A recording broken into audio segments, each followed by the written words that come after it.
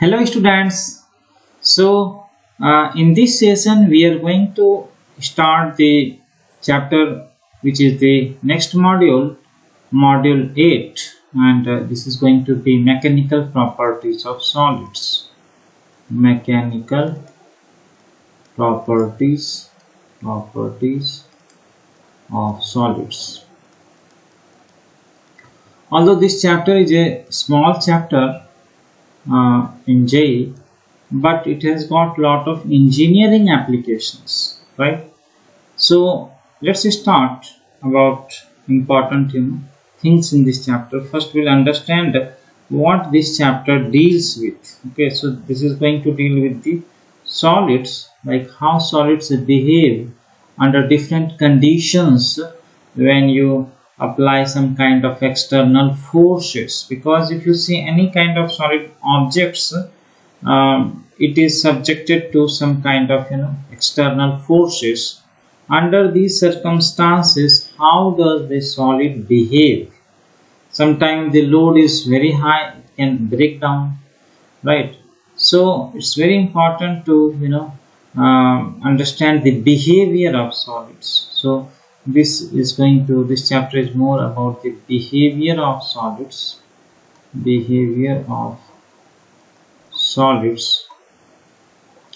under different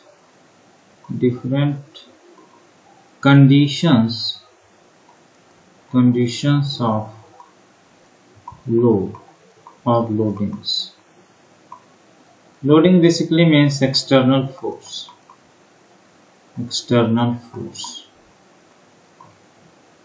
Okay, so suppose if you remove that external force, so is the body able to regain itself? So that property is known as elasticity. First let's understand what is elasticity. So let's label it one by one. We'll try to understand what is elasticity first of all. So elasticity, it is the property, okay, it is the property of a material. It can be anything, solid, liquid, gas, but in general we can say it's the property of material due to which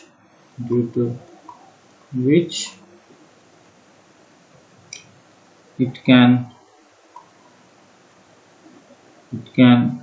regain its original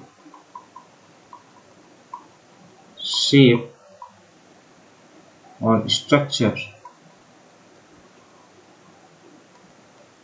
when external forces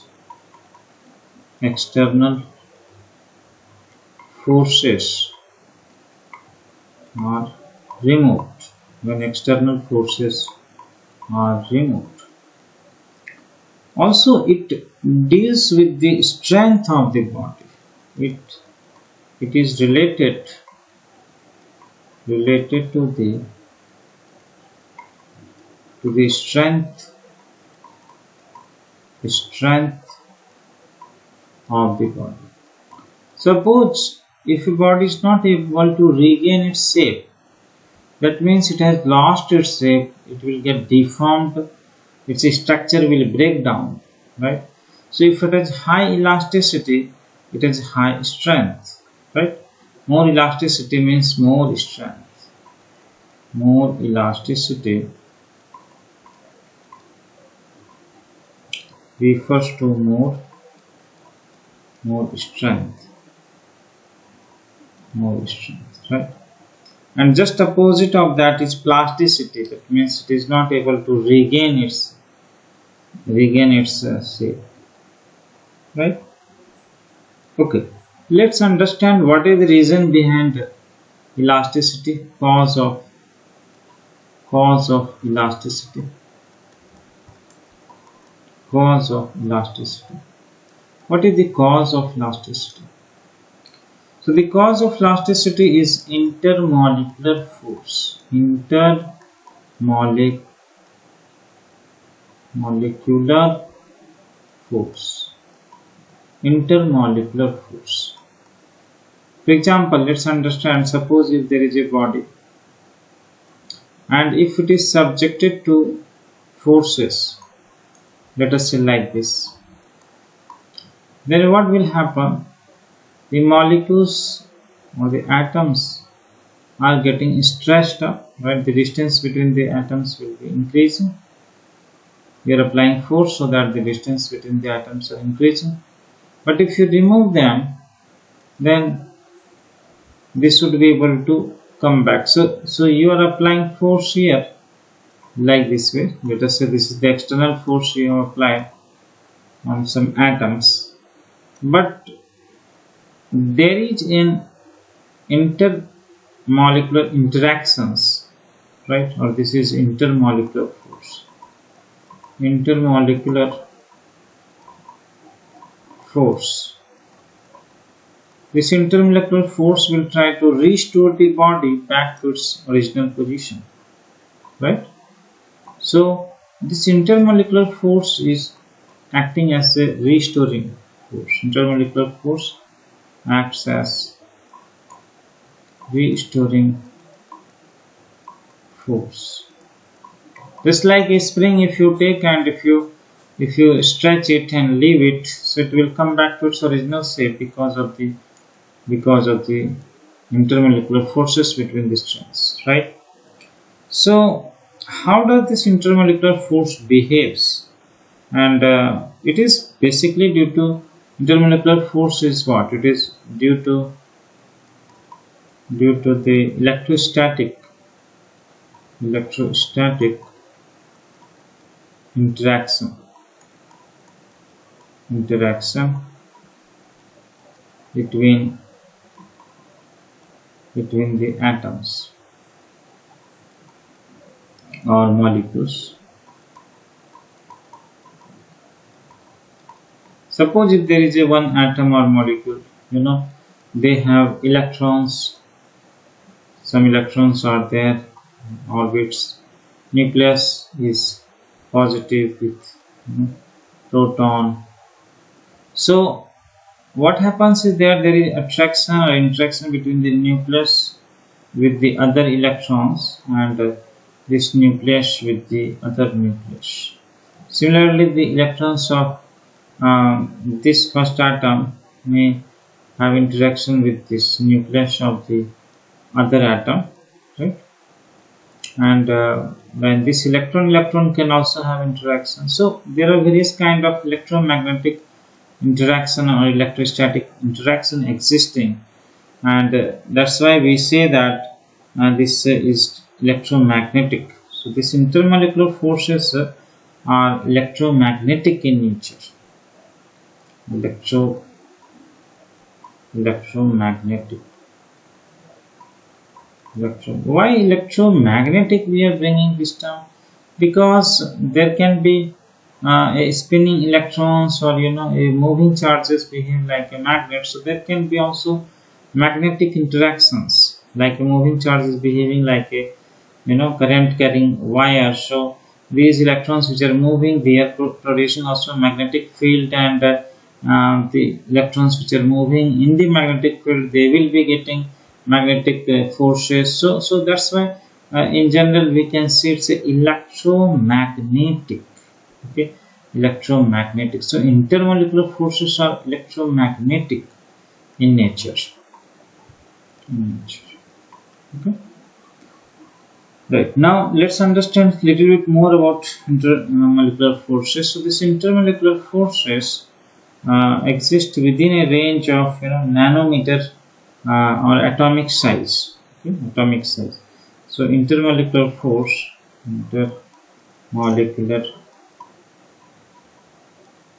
force, exists up to atomic range or nanometer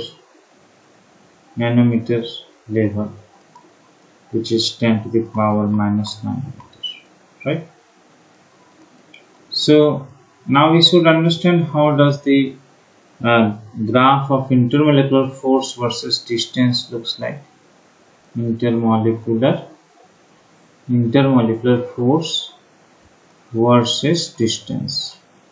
Distance means it's an intermolecular distance. Intermolecular distance. So suppose that there is one molecule and there is another molecule. So in between these molecules, this is one molecule, let us say, and let us take that this is another molecule. So between them some distance is there. Let us say this distance is r, or it can be taken as anything. Let's say that this distance is r. So how does the force of interaction, this force F, it may be attractive, it may be repulsive, how that nature of force changes, this graph is very important graph. So this force is F, and let's say that this is the R. How does this force changes? So first of all, you should know that the graph is like this. It's like this. Okay. So here you can see that there is a particular point of peak point, and there is two important points of there. This point, let us say that this is R naught, and this is some value of you can take some value as x, let us say r is equal to x here. So when r equal to x, you can see here there is a maximum force of attraction. So whenever force is negative, this is attraction force. Whenever force is positive, here it's repulsion. How do we say attraction repulsion? Because let's say this is the body, one of the molecule which we are studying here is this is the first molecule, and this is the second molecule. So we are studying the second molecule. So if F is in this direction, you are taking this as negative, but it's attraction, and if this force is this direction, this is positive. For the second molecule you are studying, right? So you can see here up to R naught, let's say you are decreasing the distance. So as you decrease the distance, the attraction force increases, right, up to this point, and you are going in this manner. Okay. So as you decrease the distance, it increases, attraction force increases up to this is the minimum, force. Minimum means negative, it is maximum. So maximum attraction it is there. Here it is maximum attraction.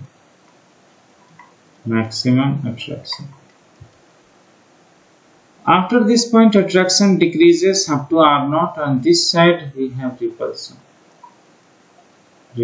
So why the repulsion happens? Why the attractive force decreases? Because as you bring the atoms very close, the nucleus of one atom or molecules is becoming more closer, and repulsion between the nucleus starts dominating, right? So after this, if you bring closer within R naught, then there is more repulsion. After that, there is attraction, right? This is the general graph that we should know about the intermolecular forces. Okay.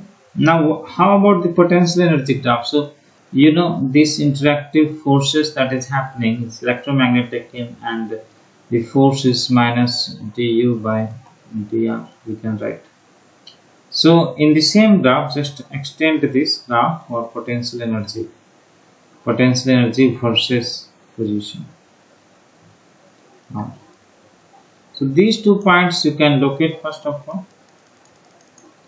here you can see the force is becoming 0, isn't it? So wherever force becomes 0, this point is R naught. Force is becoming 0. So force becomes 0 means du by dr has to be like, potential energy has to be maximum minimum, but its attractive force, so it has to be minimum. So the graph is like this. Graph little bit it shifts like this one. And what about this force is maxima here, attraction. Force is maximum means df by, it means double differentiation. Double differentiation. You have to note here that if I say force is maxima, then df by dx has to be 0. Maxima or minima. Now here that means if you take this differentiation, so that means double differentiation, d square d by dx dr square r it is. Okay. The 0 means double differentiation potential energy. Double differentiation is a point where the shape is changing. So this is a point where the shape of this is changing. The shape means before this point, if you see the shape, like for example, exactly the shape will be like this. Okay, so the shape of the graph is changing at this point, which is x. Okay, double differentiation is 0. So here this r naught, this r is equal to r naught. It is the equilibrium. Equilibrium. If you bring less than that, then there will be repulsion. More than that, there will be attraction. Okay, just like a spring mass system, if you compress, there will be, like for example, if there is, let's say, spring, this is your object, this is the mean position. If you compress this side, let's say, if you bring this side, then there will be force in this direction. But if you bring it this direction, the force will be opposite direction, right? Force acting on this spring will be this one. So just about equilibrium, if you bring, nature of forces is changing from attractive to repulsive or repulsive to attractive. Okay, so this we should know. Then let's move to the next. So potential energy, how can we write the potential energy? Potential energy can be written in general as a function as A by r power b minus b by r power. Some other powers are like q, p and q powers you can do. P power and q power. Here potential energy has been broken into two terms. One you can say positive, another you can say negative, right? Two types of potential energies are considered here. One may refer to attraction, other may refers to repulsion between the molecules. But here A and B are constant. A, B, they are constants, and P and Q, they are also constants only. This will depend on nature of material, because different atoms have different structures, electrons, protons, all those interactions. It will depend on the nature of atoms. Okay, now here you need to understand important thing. You can note this point, that this force is more elastic. Already I told. So if you take solids, they are more elastic, and if you take gases, they are least elastic. Why it is? Because of here very large intermolecular force.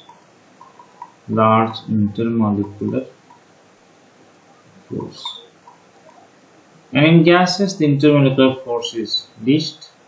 So here minimum intermolecular force. Intermolecular force is minimum. So intermolecular force is major thing here that we should try to understand. Intermolecular force is more so it's elastic, less it is inelastic. Okay. Right. Then let's understand next thing. What about rigidity? What is rigid body? Rigid body, or what is the property of rigidity? Rigidity and elasticity, they are closely related. So what is rigid body? A body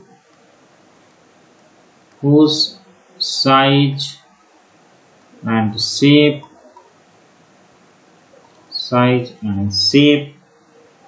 cannot be changed, cannot be changed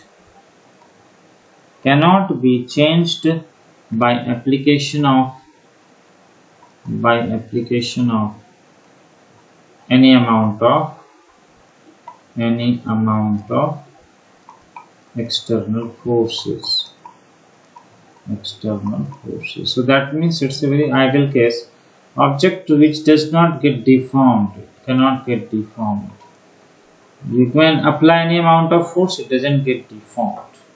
That means what? That means such a strong intermolecular force of attraction is there. You cannot even change it. It's like a spring which cannot be compressed or cannot be, stretched. It's like a spring which cannot be stretched, which cannot be compressed. So you can say that it's an ideal case. It's not real.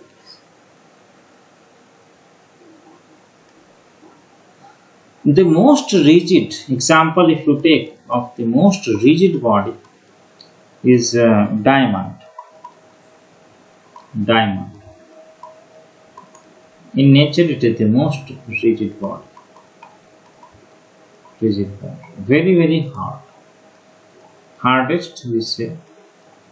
But of course, now there are so many other things which may even be harder than diamond, but generally we say diamond is hardest. Right? Okay. Then, what is deforming force and reforming force? Deforming force and reforming force.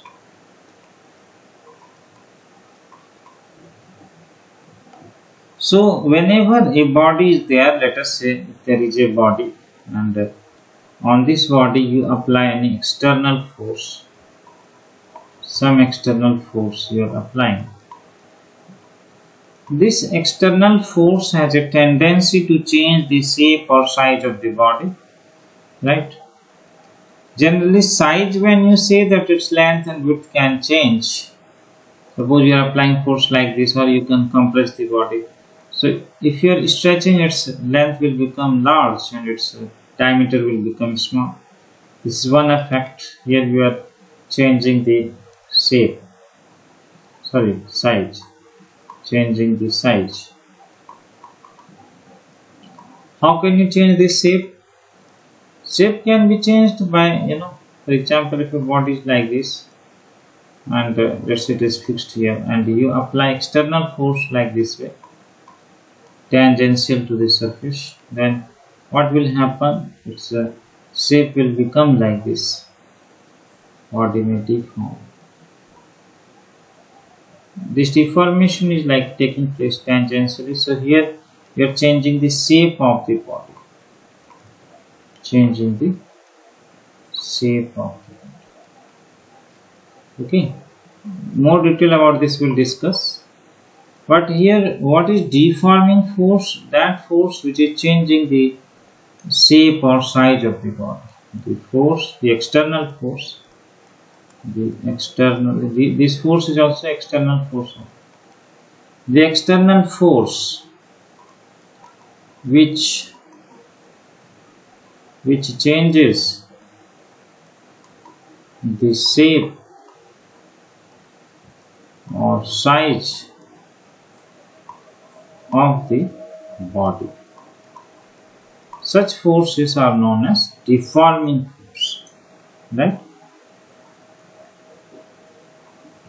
And here note that we are not creating any acceleration in the body. That's also important thing to note. The deforming force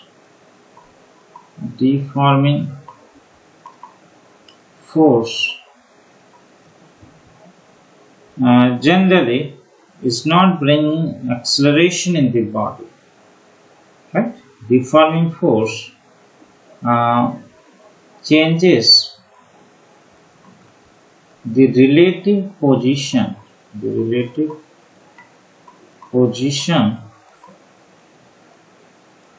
of points on the body. Suppose you take point 1, point 2. So with respect to those points, so the positions, for example, suppose this point is 1 here and this point is 2 here. Now the point has come, this end has come here, this point 2, this end has come here. So the distance, relative distance has changed. But the body as a whole is not under acceleration. The body as a whole is not under acceleration.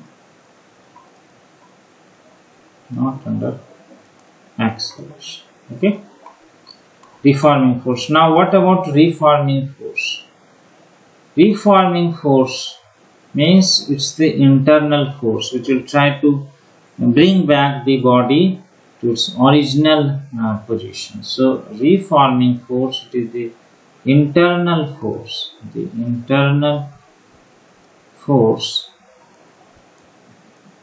which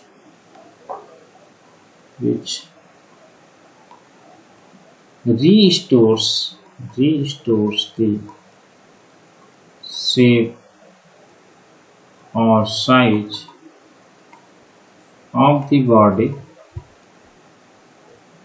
when the external force or forces are removed.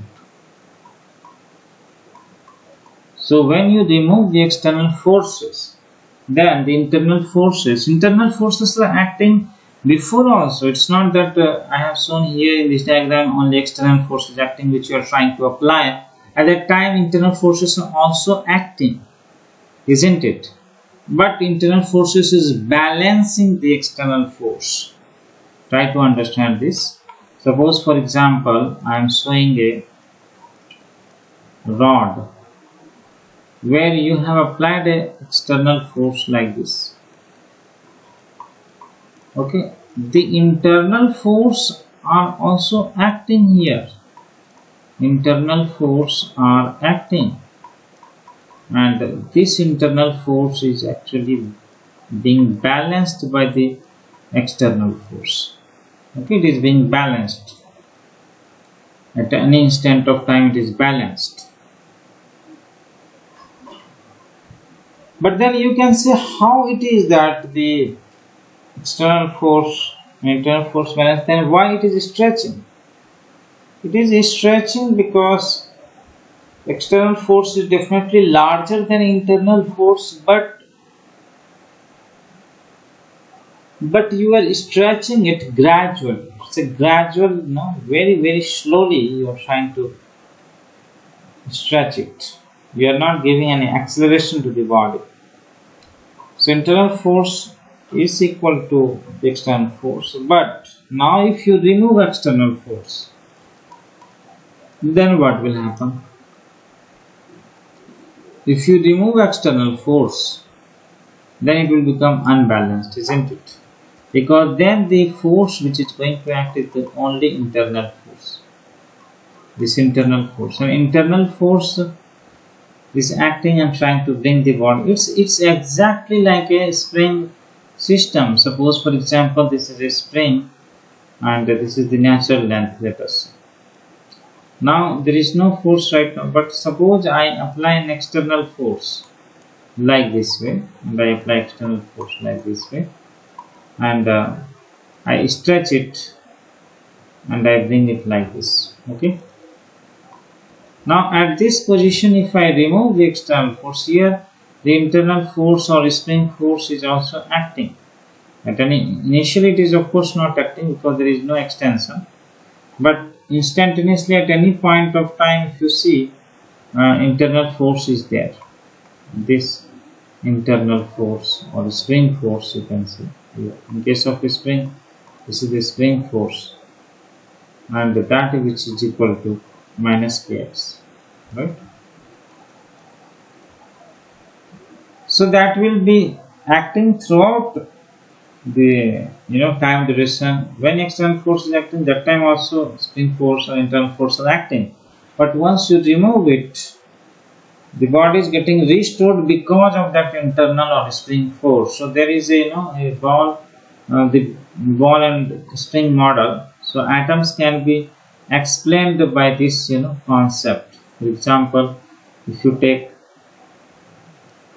this is, let's say, one atom, this is another atom, like that. This is another atom, this is another atom. Atoms. In NCERT, if you refer, there is a ball and stick model diagram. Okay, and there is a string between them like this. The bond or the attraction can be said to be like a string, like this manner. Okay. So suppose when no external forces are acting, this spring is like in their normal position. So if you apply any force anywhere you apply on the atom, let's say if I apply this external force, if I apply, then what happens? This is a ball and spring ball model. The spring ball model. The spring ball model can be used to explain the behavior of solid. The spring ball model can be used to explain the behavior of solid. Suppose you apply an external force, so the distance between the atoms will increase, and once you remove that, the spring force will bring it back. So this internal forces are restoring forces like spring force,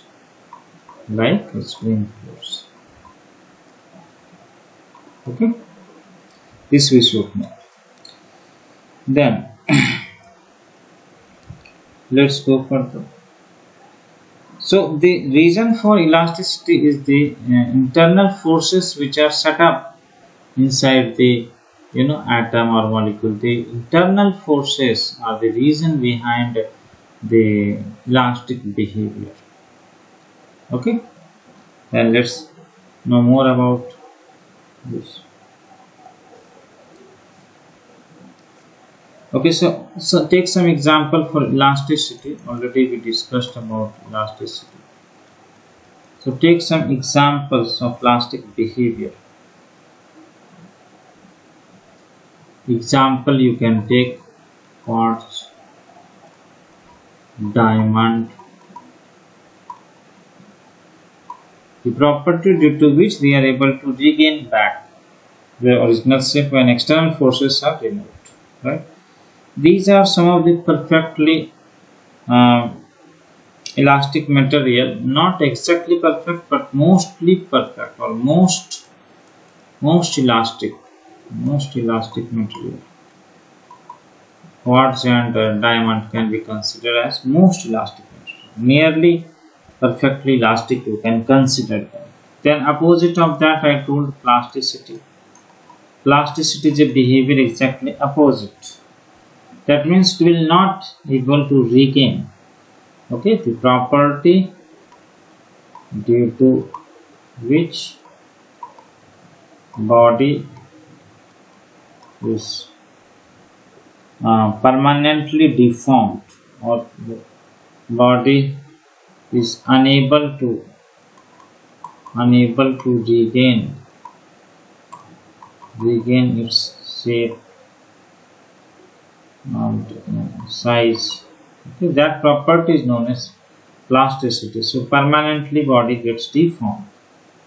Permanent deformation. Permanent deformation. Permanent deformation happens means it is a plastic behavior. Okay. So what are the examples here? Take examples. Pretty dough.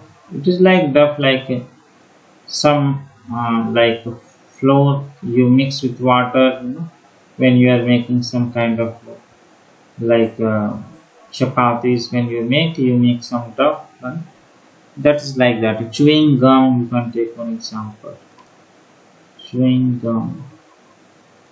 These are some examples. Soldering lead. Soldering lead. Lead materials which are used for soldering purposes. These are some of the examples of plastic materials. Okay, not perfectly plastic, but nearly it's plastic. Then we will understand some of the important concepts of stress, strain in the next class, right? So I hope you have understood this. This is the introductory part, which gives you some ideas about intermolecular forces and some of the important aspects of elasticity, plasticity, rigidity, and so on, right? So thank you for your attention, and we will continue next.